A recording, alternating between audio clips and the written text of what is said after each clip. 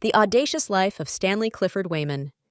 One of the greatest fraudsters of the 20th century, Stanley Clifford Weyman, November 25, 1890, August 27, 1960, was an American fraudster who impersonated public officials, including the United States Secretary of State and various military officials. Weyman was born Stephen Jacob Weinberg, 1 on November 25, 1890, in Brooklyn, New York. His family could not afford his college tuition. He worked mostly menial jobs, but occasionally pretended to be someone higher up on the social ladder.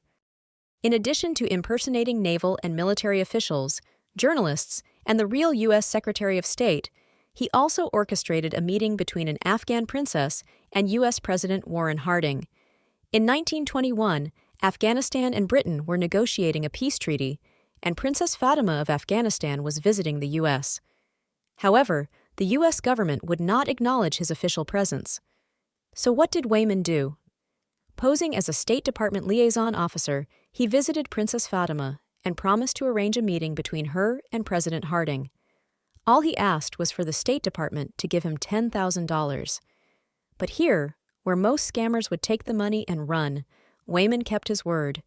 He used the $10,000 to pay for first-class transportation and accommodations for the princess, then lied his way up the chain of command at the White House until he reached the president. When the press published his photograph with the princess and the president, he was recognized and arrested. Why did he do this? Just to see if he could do it.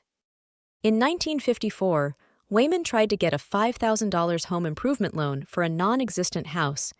He failed to convince a judge that he was insane.